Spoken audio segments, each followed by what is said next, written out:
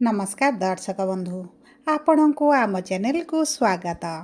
आजिर भिडियोटी समस्त मीन राशि व्यक्ति विशेषक बहुत गुरुत्वपूर्ण रही कारण चंद्रग्रहण आपण राशि बा आपणकर द्वादश गृह लगी से सप्ताहटी बा यही मासटी आपण जीवन में किसी नूतन घटना घटाइब एवं किछि आकस्मिक भाव में आपणक जीवन में घटिजिब जहाँ आपणक जीवन को संपूर्ण भाव में बदलाई पारे बा आपणकर जीवन को किछि मात्रा रे तो निश्चित भाव में बदलाइब हेई पारे आपणक जीवन में खराब समय आसीपारे किंबा आपणक जीवन में भल समय मध्य आनी पारे। देखंतु दर्शक बंधु आपणक राशिर एही द्वादश गृह को कुंडलीर शुभ बोली मना जाए नाही। देखंतु कुंडलीर षष्ठ अष्टम एवं द्वादश गृह को मृत्यु तुल्य कष्टर गृह बा मृत्युर गृह बोली मध्य कुहा जाय थाए। जेहेतु आपणकर द्वादश गृह ग्रहण लगिथिला सेतिपई एही सेप्टेम्बर मासरे प्रमुख चारोटी ग्रह आपणक राशि रे करूछंती परिवर्तन निजर चलन रे निजर गोचर रे एमिति कि से जे गृह रे विराजमान करिछंती सेही गृह मध्य त्याग करिवे एवं तांकर एही परिवर्तनटी आपणक उपरे बहुत अधिक प्रभाव पकाइबो। देखंतु आपणक उपरे ग्रहणर प्रभाव रहिबा सहित एही चारोटी प्रमुख ग्रहंकर गोचर परिवर्तन मध्य बहुत अधिक प्रभाव पकाइबो। प्रथमे बुध करिवे परिवर्तन, तापरे शुक्र करिवे परिवर्तन, तापरे मंगल करिवे परिवर्तन एवं परिशेष रे सूर्य मध्य करूछंती परिवर्तन। ता सहित देखंतु चंद्रग्रहण समय आपणक राशि रे आपणक मीन राशिर षष्ठ गृह रे तीनोटी ग्रह एकत्र विराजमान होइतिले। देखंतु पूर्वर मु कहिछि जे कुंडलीर षष्ठ अष्टम एवं द्वादश गृह को शुभ बोली मना जाएनी। जेहेतु आपणकर द्वादश गृह रे ग्रहण लागिछि एवं षष्ठ गृह रे तीनोटी प्रमुख ग्रह एकत्र विराजमान होइछंती आपणक जीवन रे समस्या बढ़ी जाइथिबो। विशेष भाव में आपणकर खर्च बढ़िबा सहित आपणकर शरीर रे जंत्रणा व्याधि कष्ट मध्य बढ़ी जाइथिबो। आपणकर आर्थिक समस्या आपणकर चिंतार बड़ कारण होइथिबो एवं देखंतु आपणक परिवार रे छोट छोट कथा को नहीं आपणक मन रे दुश्चिंता बढ़ी जाइथिबो। आपणक प्रेम जीवन हेउ आपणक दाम्पत्य जीवन हेउ किंबा आपणक पारिवारिक जीवन रे मध्य आपण किछि ना किछि समस्या देखिबे जेउ कारणरो आपणक मानसिक स्थितिटी अशांत रहिबो। देखंतु जदि आपण चाकरी करिसंती किंबा आपण व्यवसाय वाणिज्य करूछंती सेथिरे मध्य आपण समस्या देखिबे। सब परे देखंतु जेतेबेले कुंडली रे तीनोटी ग्रह एकत्र रुहंती सेठारे ग्रह युद्ध भली परिस्थिति देखा देई थाए। ता उपरे जेहेतु ग्रहण लागिछि तेणुकरी यार प्रभाव आपणकर गोटे मास पर्यंत रहिबो।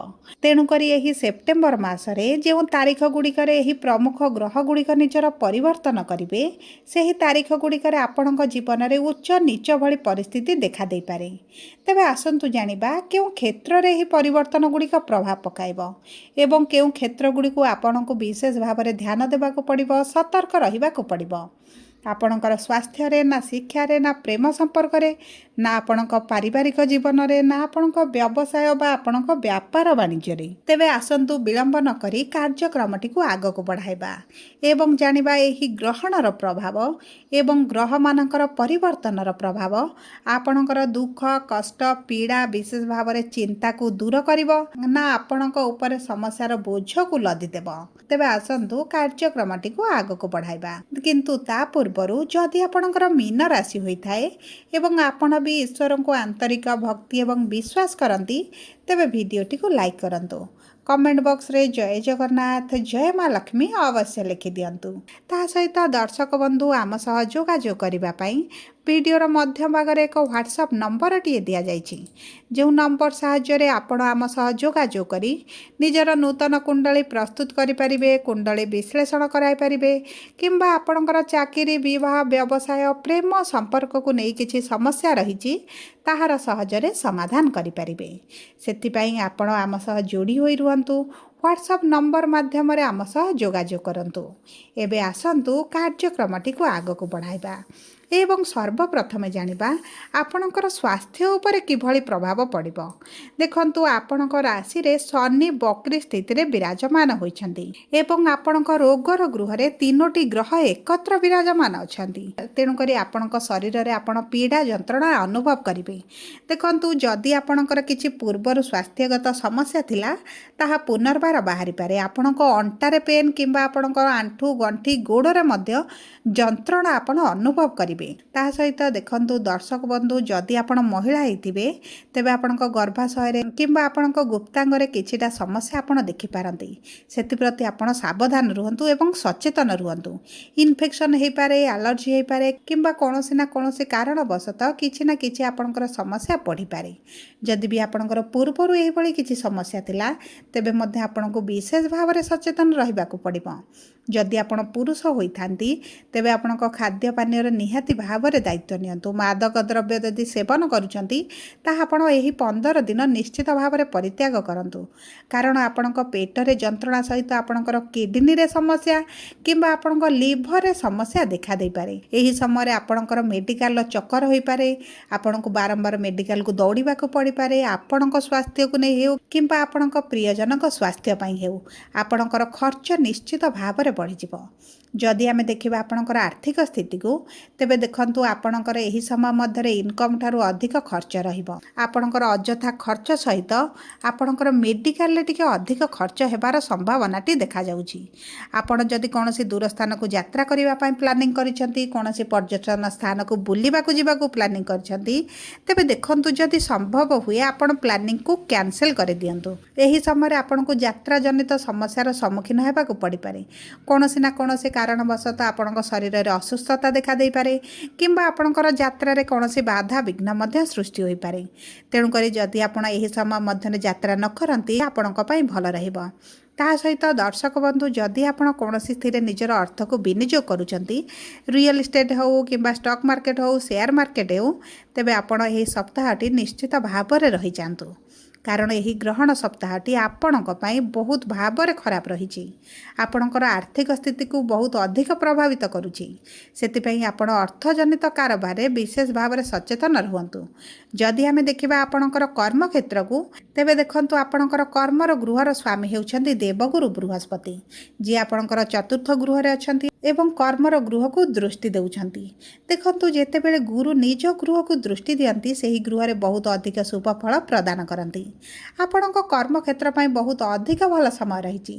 ଆପଣ ଯଦି ଚାକିରିର ସନ୍ଧାନରେ ଅଛନ୍ତି, ଆପଣଙ୍କର ଗଭର୍ଣ୍ଣମେଣ୍ଟ ଚାକିରି ପାଇଁ ଯଦି ବି ପରୀକ୍ଷା ଦେଉଛନ୍ତି, ସେଥିରେ ମଧ୍ୟ ଆପଣଙ୍କୁ ସଫଳତା ମିଳିବ।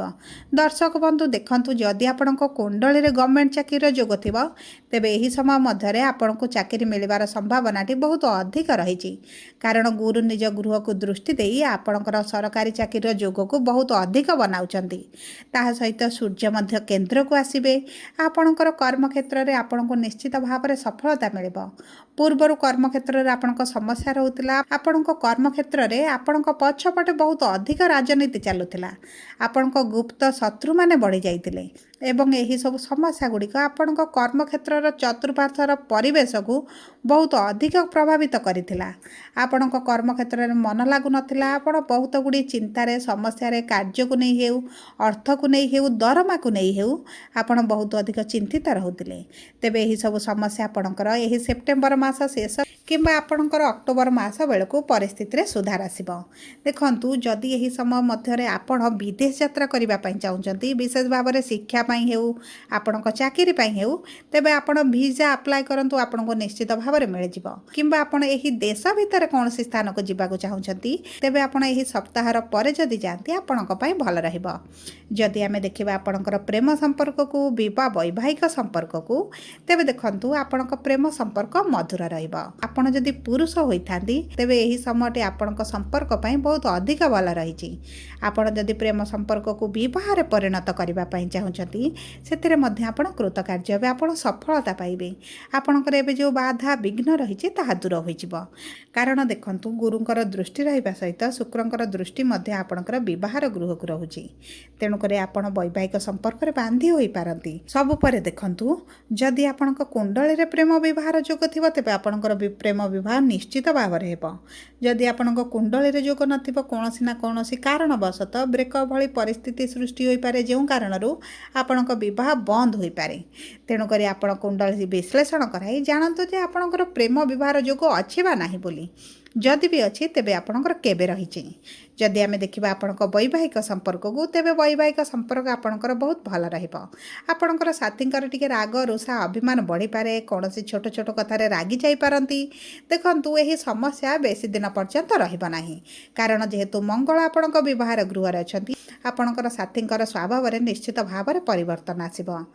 ମୋଟାମୋଟି ଭାବେ ଯଦି ଦେଖିବାକୁ ଯିବା, ଆପଣଙ୍କର ଏହି ଗ୍ରହଣ ପରଠାରୁ କିମ୍ବା ଏହି ପ୍ରମୁଖ ଗ୍ରହମାନଙ୍କର ଗୋଚରରେ ପରିବର୍ତ୍ତନରେ ଆପଣଙ୍କର ସ୍ୱାସ୍ଥ୍ୟକୁ ଟିକେ ଧ୍ୟାନ ଦେବେ ଏବଂ ଆପଣଙ୍କର ଆର୍ଥିକ ସ୍ଥିତିକୁ ଜଗିବାକୁ ପଡ଼ିବ। ସବୁ ପରେ ଦେଖନ୍ତୁ, ଅଶୁଭତ୍ୱକୁ ଦୂର କରିବା ପାଇଁ ଆପଣ ପ୍ରତିଦିନ ଶନିଙ୍କର 108 ଥର ବୀଜ ମନ୍ତ୍ର ପାଠ କରନ୍ତୁ ଏବଂ ଚେଷ୍ଟା କରନ୍ତୁ କାଉଙ୍କୁ କିଛି ଖାଦ୍ୟ ଦେବା ପାଇଁ। ଏବଂ ଆପଣ ପ୍ରତିଦିନ ସୂର୍ଯ୍ୟଙ୍କୁ ପ୍ରାତଃ ସମୟରେ ଜଳ ଅର୍ପଣ କରନ୍ତୁ। ହନୁମାନ ଚାଳିଶା ପ୍ରତିଦିନ ପାଠ କରନ୍ତୁ। ଏହା ଆପଣଙ୍କୁ ଶନିଙ୍କ ପ୍ରକୋପରୁ ରକ୍ଷା କରିବ। ଯଦି ଆପଣଙ୍କର ମୀନ ରାଶି ହୋଇଥାଏ, ଭିଡ଼ିଓଟି କିଭଳି ଲାଗିଲା କମେଣ୍ଟ ବକ୍ସରେ ଲେଖି ଜଣାନ୍ତୁ। ଯଦି ଆପଣଙ୍କ ପ୍ରିୟଜନଙ୍କର ମୀନ ରାଶି ହୋଇଥାଏ, ଭିଡ଼ିଓଟି ତାଙ୍କ ସହ ସେୟାର କରନ୍ତୁ।